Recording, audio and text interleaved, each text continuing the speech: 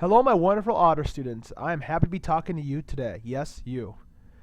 We're going to talk about the idea of charges and give us a good fundamental background for third quarter.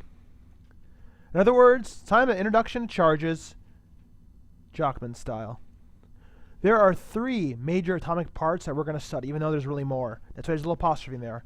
Protons, we're going to label as P positive. Neutrons, N0. Electrons, E negative. Those are the three atomic parts we're going to look at. And we're about to make a table. So here we go. On the left, we have size, charge, and can it be exchanged between atoms? A proton has a big size. Its charge is plus E. Well, we'll learn what E is in a little bit.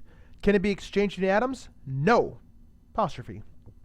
Neutron, big size, no charge, also cannot be exchanged between atoms. Apostrophe.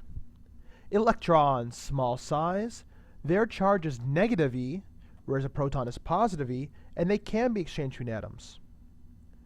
For protons and neutrons, in radiation or nuclear fission and fusion, which we'll talk about, they can be exchanged. This results in an atom changing its elemental structure, which means if you have water, and if you could somehow combine and make protons and neutrons exchanging atoms, you could end up with carbon, you could end up with hydrogen, gold, silver, uranium, whatever.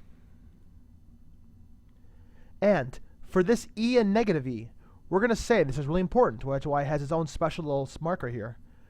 E stands for the fundamental charge, and it's measured in a new unit we're going to call coulombs, which is a measure of charge. One fundamental is 1.6 times 10 to the negative 19 coulombs. So in your little box up here, you could also write proton charge is positive 1.6 times 10 to the negative 19 coulombs. An electron is a negative 1.6 times 10 to the negative 19th coulombs. You might ask, hey Jock, what's a charge? It just is. It's a thing. It's kind of hard to break down what it is. All we know is that charges can either attract or repel from each other. Kind of like mass at its most fundamental is how many atoms something has. Charge is just a different way of looking at something. So for an example, how many coulombs would an atom with 4 protons, 3 neutrons, and 2 electrons have? The major idea we're going to discuss here is the excess charge. How much extra charge does it have of one kind? So for the 3 neutrons, we don't care. They don't have a charge. For the 4 protons and 2 electrons, it's like 2 of the protons cancel out the 2 electrons. Since they have equal and opposite charges, they kind of mix together and balance out. That remains with 2 protons that are left unbalanced. So we're going to find the charge of those 2 protons. My cat is right now looking at me all weird, but that's okay. She understands it too. Yep, you do that, Victoria. So what we're going to do is we're going to convert 2 protons to coulombs. I'm going to put 2 protons on the left, and 1 proton is 1 fundamental, which is positive 1.6 times 10 to the negative 19 coulombs. And if I do that, mathematically, I just get 3.2 times 10 to the negative 19th coulombs. It's 3 times 1.6. My cat's being a jerk right now.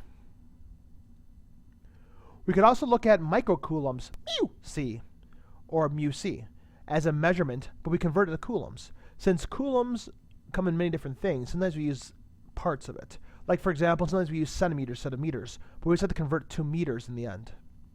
So 1 microcoulomb is 10 to the minus 6 coulombs. Example, a sock out of a dryer rubs around a lot and gets up a large charge, especially in the winter, which is why if you ever do your own laundry, socks like to stick to other pieces of clothes. So the sock has a charge of negative 12 microcoulombs. How many extra electrons does it have? Obviously, it has a lot of protons, a lot of electrons. It just happens to have a bunch more electrons than protons, giving that negative charge. Step 1. We're given microcoulombs. Our goal is to find actually how many electrons there are. So we're going to find out how many coulombs the sock has. So mathematically, we're going to convert negative 12 microcoulombs, and up here, 1 microcoulomb is 10 to the minus 6 coulombs. And by multiplying, I get negative 12 times 10 to the minus 6 coulombs, which if you put it in your calculator, it actually moves it over to get just a single number in front of the multiplication.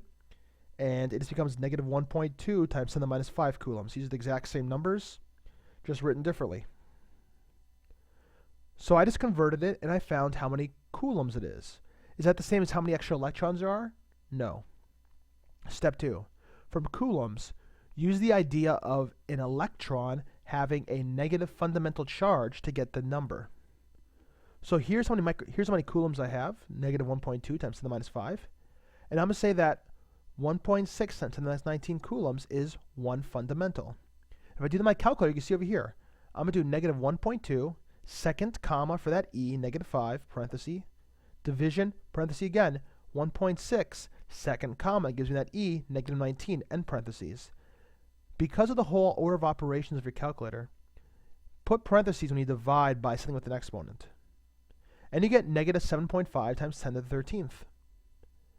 And since electrons are negative fundamental charges, the negatives cancel out, you're left with just 7.5 times 10 to the 13th extra electrons.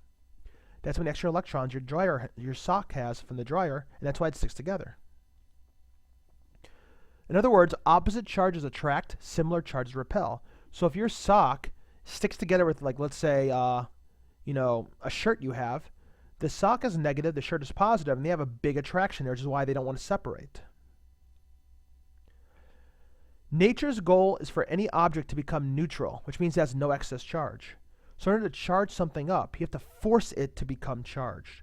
Usually means you have to somehow rub electrons off of it, and that's what a dryer does. By rubbing together clothes, it generates heat, but it also makes things very staticky.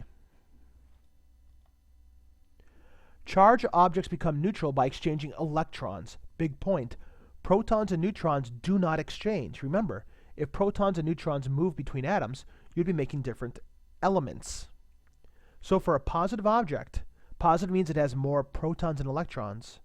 It can't lose the protons, so it has to gain electrons to neutralize. A negative object has too many electrons compared to protons. It can't gain protons, so it must lose those electrons. And finally, there are two types of materials we're going to look at: insulators and conductors.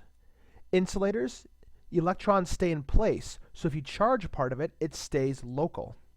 Here's a neutral object, and I'm forcing 4 extra electrons on it. The electrons stay where I force them. That's a local charged region. Everything else, though, is neutral. Insulators, for example, are plastics, rubbers, organic stuff. Think of things that don't transmit heat well, since we know that electrons also generate heat. Conductors are metals, and also your skin. Electrons move around, so charge disperses. If I put 4 electrons in here, the electrons move all around, and since they are really repelled from other electrons, they kind of separate from each other and spread out.